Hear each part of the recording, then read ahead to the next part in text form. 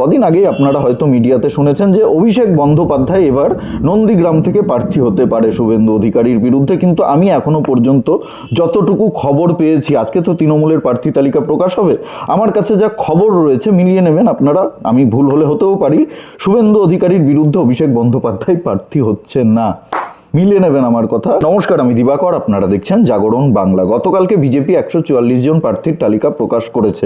এই বিষয়টা নিয়ে আমি সাধারণ মানুষের মতামত জানতে চেয়েছিলাম। আমার ইউটিউব চ্যানেলে একটা পোল করেছিলাম যে এই প্রার্থী তালিকা সাধারণ মানুষের কেমন লেগেছে, মোটামুটি লেগেছে, খুব ভালো লেগেছে নাকি খারাপ লেগেছে। 80% মানুষ বলেছে তাদের এই প্রার্থী তালিকা খুবই ভালো লেগেছে, মাত্র 17% মানুষ বলেছেন তাদের মোটামুটি লেগেছে এবং 3% মানুষ বলেছেন তাদের খারাপ লেগেছে। মানে 80% মানুষ এই প্রার্থী তালিকা পছন্দ করেছেন, তাদের খুবই ভালো লেগেছে এই প্রার্থী তালিকা। আমি যদি আমার ব্যক্তিগত জায়গা থেকে বলি, আমি যতটুকু দেখেছি 3-4 জন প্রার্থীকে নিয়ে একটু ঝামেলা হয়েছে।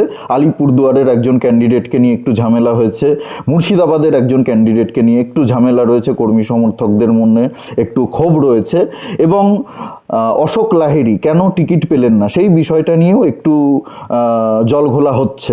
যাই হোক, আরও প্রার্থী তালিকার নাম ঘোষণা হবে, সেখানে হয়তো অশোক লাহিড়ীর নাম থাকতে পারে, আমার মনে হয়, আমার ব্যক্তিগত মতামত। তাছাড়া বাদ বাকি সব কিছুই ঠিক আছে। 2021-এর বিধানসভা নির্বাচনে বিজেপি প্রার্থী চয়নের ক্ষেত্রে যে ভুলগুলো করেছিল, 2026-এর বিধানসভা নির্বাচনে এই প্রার্থী চয়নের ক্ষেত্রে কিন্তু বিজেপি সেই ভুলগুলো একেবারেই করেনি। বিজেপি 2021-এর ভুল থেকে শিক্ষা নিয়েছে। কোনো তৃণমূল থেকে আসা দুর্নীতিগ্রস্ত নেতা ছাটমালকে বিজেপি কিন্তু এইবার টিকিট দেয়নি। আমি কালকে 144 জনের নাম খুঁটিয়ে খুঁটিয়ে দেখছিলাম কারা কারা প্রার্থী হয়েছে। দেখলাম বিজেপির বেশিরভাগই পুরনো কর্মী রয়েছেন, নেতা রয়েছেন, যারা দীর্ঘদিন থেকে বিজেপি করছেন, বিজেপির জন্য জীবনের অনেকটা সময় দিয়েছেন, অনেক কিছু হারিয়েছেন বিজেপি করে, তাদের নাম আমি প্রার্থী তালিকায় দেখলাম। এটা দেখে আমি সত্যি খুব খুশি, সত্যি খুব খুশি। এবং অনেক নতুন মুখও রয়েছে যারাও বিজেপি করেন, খুব ভালো করেই লড়াইটা করেন, বিজেপির জন্য মাটি কামড়ে লড়াই করেছেন, দাঁতে দাঁত চেপে লড়াই করেছেন, নিজেদের সর্বোচ্চ দিয়ে লড়াই করেছেন। এরকম অনেক নতুন মুখও আমি দেখলাম যারা টিকিট পেয়েছে, সত্যি তারা ডিজার্ভ করে, তারা টিকিট পাওয়াতে আমি সত্যি খুব খুশি। দেখুন, 144 জন প্রার্থীর মধ্যে হয়তো 3-4 জনকে নিয়ে ক্ষোভ বিক্ষোভ রয়েছে, এটা খুব স্বাভাবিক ব্যাপার। 144 জনের মধ্যে 3-4 জনকে নিয়ে ক্ষোভ বিক্ষোভ থাকতেই পারে কয়েক জায়গায়, সেটা নিয়ে আলোচনা করা একেবারেই উচিত নয় বলেই আমি মনে করি। সেগুলো বিজেপির দলীয় নেতৃত্ব দেখবে। কিন্তু আপনি যদি সর্বোপরি এই প্রার্থী তালিকা দেখেন, তাহলে এই প্রার্থী তালিকা দেখে কিন্তু তৃণমূলের রাতের ঘুম উড়ে গেছে। শুভেন্দু অধিকারীর কথা একটু বলি। শুভেন্দু অধিকারী 2 আসন থেকে প্রার্থী হচ্ছেন। নন্দীগ্রাম থেকে তিনি জিতেছিলেন 2021-এর বিধানসভা নির্বাচনে মমতা বন্দ্যোপাধ্যায়কে হারিয়ে, তিনি আবার নন্দীগ্রামের প্রার্থী হচ্ছেন। মমতা বন্দ্যোপাধ্যায় কিন্তু এইবার আর নন্দীগ্রামে যাবেন না। যে তৃণমূলের কিছু কর্মী সমর্থকরা প্রচার করেছিল যে শুভেন্দু অধিকারী নন্দীগ্রামে লোডশেডিং করে জিতেছিল, তাহলে মমতা বন্দ্যোপাধ্যায়কে এবার প্রার্থী হতে বলুন। মমতা বন্দ্যোপাধ্যায় কেন পালিয়ে যাচ্ছে? ক্ষমতা থাকলে মমতা বন্দ্যোপাধ্যায় নন্দীগ্রাম থেকে এবার প্রার্থী হয়ে শুভেন্দুকে হারিয়ে দেখাক। শুভেন্দু অধিকারী বলেছিল আমি ভবানীপুর থেকে মমতা বন্দ্যোপাধ্যায়কে হারাবো, ভবানীপুরেও শুভেন্দু অধিকারী প্রার্থী হয়েছে। ভবানীপুর থেকেও মমতা বন্দ্যোপাধ্যায়কে হারানোর জন্য শুভেন্দু অধিকারী লড়াই করছে, নন্দীগ্রামেও লড়াই করছে, যেখান থেকে জিতেছে সেই আসনও শুভেন্দু অধিকারী ধরে রেখেছে, সেখান থেকেও লড়াই করছে। শুভেন্দু অধিকারী কিন্তু পালিয়ে যায়নি। শুভেন্দু অধিকারী বারবার বলেছে মমতা বন্দ্যোপাধ্যায়কে দরকার হলে ভবানীপুর থেকেই হারাবো, এবং অবশেষে আমরা দেখলাম ভবানীপুর থেকে শুভেন্দু অধিকারীকেই প্রার্থী করা হলো। 2টো আসন থেকে শুভেন্দু অধিকারী প্রার্থী হয়েছেন। মমতা বন্দ্যোপাধ্যায়ের কিন্তু ভয়ে দুক দুক দুক দুক দুক দুক দুক দুক শুরু করেছে।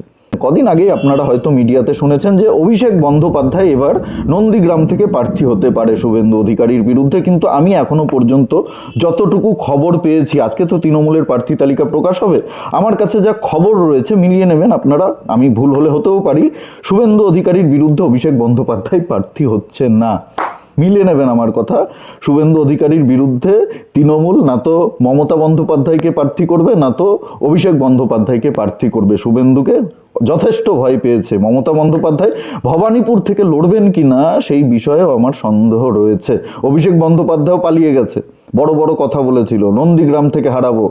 নন্দীগ্রাম থেকে হারানোর মতো ক্ষমতা শুভেন্দু অধিকারীকে মমতা বন্দ্যোপাধ্যায়েরও নেই, অভিষেক বন্দ্যোপাধ্যায়েরও নেই। তাই আজকে প্রার্থী তালিকা যখন তৃণমূল কংগ্রেস প্রকাশ করবে তখন আপনারা মিলিয়ে নেবেন আমার কথাগুলো। আমি বলেছিলাম কিছুদিন আগে ভিডিওতে যে বিজেপি এবার দিলীপ ঘোষকে প্রার্থী করবে এবং এমন আসন থেকেই প্রার্থী করবে যেখান থেকে দিলীপ ঘোষ জিততে পারে। হিরণ কেন টিকিট পেল না, প্রার্থী হলো না খড়গপুর সদর থেকে, এটা নিয়ে অনেকের ক্ষোভ রয়েছে, অনেকেই প্রশ্ন করেছেন। হিরণের ব্যাপারটা আমি সঠিক জানি না, তাই আমি কোনো মন্তব্য করব না। সম্ভবত আমার যেটা মনে হয়, এই যে হিরণ একটা বিতর্ক তৈরি করলো, বিয়ে করে নির্বাচনের আগেই বিয়ে করতে হবে, আর তর সইছিল না, সহ্য হচ্ছিল না, বিয়ে করতে হবে, আর একটা বউ রেখে মেয়ে রেখে বিয়ে করে এটা নিয়ে একটা সমালোচনা তৈরি করলো, একটা বিতর্ক তৈরি করলো, জলঘোলা করলো। এর জন্য হয়তো কোনো প্রভাব পড়লেও পড়তে পারে, আমি সঠিক জানি না, আমার এটা নিয়ে কোনো ধারণা নেই। তাই আমি আমার ব্যক্তিগত যেটা মনে হয়েছে আমি আমার জায়গা থেকে বললাম। কেন হিরণকে প্রার্থী করা হলো না সেটা দল বলতে পারবে, হয়তো অন্য কোনো আসন থেকে হিরণকে প্রার্থী করা হতে পারে। দিলীপ ঘোষ খড়গপুর সদর থেকে প্রার্থী হয়েছে, আমি আগেই বলেছিলাম এই সম্ভাবনা রয়েছে, একেবারেই রয়েছে। দিলীপ ঘোষ অনেক পুরনো নেতা, সিনিয়র নেতা, দিলীপ ঘোষকে এমন আসন থেকেই প্রার্থী করা হতে পারে। এখন অনেকেই এটা নিয়ে অনেক ধরনের মন্তব্য করছেন, আমি এই মুহূর্তে কোনো মন্তব্য করতে চাই না। দেখুন, দলের উপকার করতে না পারলেও দলের ক্ষতি করতে পারে, এই সময় এই ধরনের মানুষদেরকে হাতে রাখতে হবে, ললিপপ ধরিয়ে, তাদের হাতে চকলেট ধরিয়ে তাদেরকে যদি শান্ত করে রাখা যায় তাতে দলের মঙ্গল। আমি জানি না কিভাবে এই সিদ্ধান্ত নেওয়া হয়েছে, কিন্তু মোটামুটি সর্বোপরি দল যেভাবে প্রার্থী ঘোষণা করেছে 2026-এর বিধানসভা নির্বাচনে, সেটা একেবারেই জয়ের ইঙ্গিত দিচ্ছে। তৃণমূল একেবারে ভয়ে রয়েছে এই প্রার্থী তালিকা দেখে। আজকে তৃণমূলের প্রার্থী তালিকা আপনারা দেখবেন, মিলিয়ে নেবেন। অভিষেক বন্দ্যোপাধ্যায় নন্দীগ্রাম থেকে প্রার্থী হবে না, মমতা বন্দ্যোপাধ্যায় আর নন্দীগ্রামে যাবে না। ওই শুভেন্দুর কাছে হেরে মমতা বন্দ্যোপাধ্যায়ের শিক্ষা হয়ে গেছে, এইবার মমতা বন্দ্যোপাধ্যায় সেফ খেলবেন। শুভেন্দু অধিকারী হয়তো ভবানীপুর থেকেও মমতা বন্দ্যোপাধ্যায়কে হারাবেন, সেই সম্ভাবনাও রয়েছে। ভবানীপুর থেকে এসআইআরের জন্য অনেক নাম বাদ গেছে, ভুয়ো ভোটারের নাম, মৃত ভোটারের নাম, যারা এতদিন কবর থেকে উঠে এসে, চিতা থেকে উঠে এসে, স্বর্গ থেকে, নরক থেকে উঠে এসে ভোট দিয়ে যেত ভোটের দিন, তাদের নাম ভোটার তালিকা থেকে বাদ চলে গেছে। অনেক অবৈধ অনুপ্রবেশকারী ভোটারের নাম ভোটার তালিকা থেকে বাদ চলে গেছে।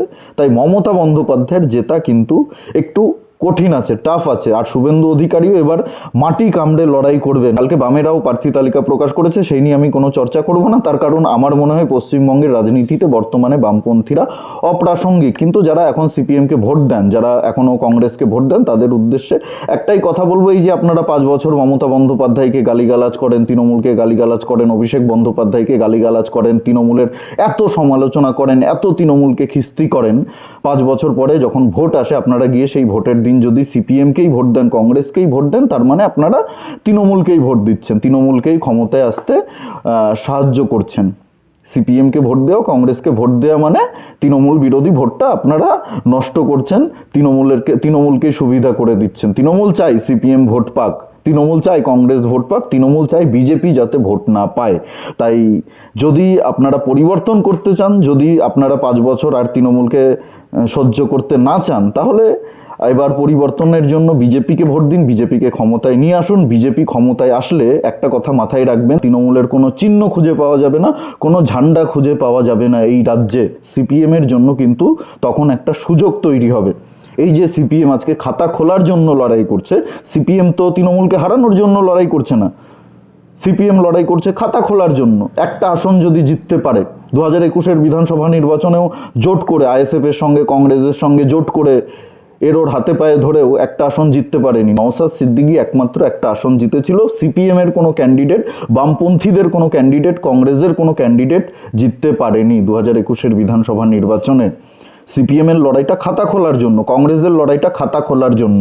আপনারা যদি পরিবর্তন করতে চান তাহলে বিজেপি ছাড়া আর কোনো বিকল্প নেই। বিজেপিকে আগে ক্ষমতায় নিয়ে আসুন, তারপরে প্রধান বিরোধী দলের জায়গা নিয়ে আপনারা নিজেদের জন্য লড়াই করুন, তখন সিপিএমকে ভোট দিন। আগে পরিবর্তনটা করুন। 5 বছর এই যে তৃণমূলকে খিস্তি করলেন, গালিগালাজ করলেন, তৃণমূলের অত্যাচার সহ্য করলেন, আবার গিয়ে ভোটের দিন আপনারা সিপিএমকেই ভোট দিচ্ছেন, কংগ্রেসকেই ভোট দিচ্ছেন, মানে তৃণমূলকেই ক্ষমতায় আসতে আপনারা সহযোগিতা করছেন। আপনাদের জন্যই তৃণমূল ক্ষমতায় আসতে পারছে। এই সহজ সমীকরণটা যদি আপনারা বুঝতে না পারেন, তাহলে আবার 5 বছর তৃণমূলকে গালিগালাজ করতে হবে, আবার তৃণমূলের অত্যাচার সহ্য করতে হবে, আবার খাতা খোলার জন্য 2031-এর বিধানসভা নির্বাচনে আপনাদেরকে লড়াই করতে হবে। এখন আপনাদের হাতে সবকিছু। বিষয় আপনাদের কি মতামত অবশ্যই কমেন্টে জানাতে ভুলবেন না। আর ভিডিওটি ভালো লাগলে প্রচুর পরিমাণে শেয়ার করুন, সকলের কাছে পৌঁছে দিন। আর আমাদের জাগরণ বাংলা ইউটিউব চ্যানেলে নতুন হলে অবশ্যই চ্যানেলটি সাবস্ক্রাইব করে পাশে থাকুন, পাশের বেল আইকনটি প্রেস করে দিন। আমাদের প্রতিটি ভিডিওর নোটিফিকেশন আপনাদের কাছে সবার আগে পৌঁছে যাবে। সবাই খুব ভালো থাকুন, সুস্থ থাকুন, আশেপাশে সবার খেয়াল রাখুন। জয় হিন্দ, বন্দে মাতরম, ভারত মাতা কি জয়।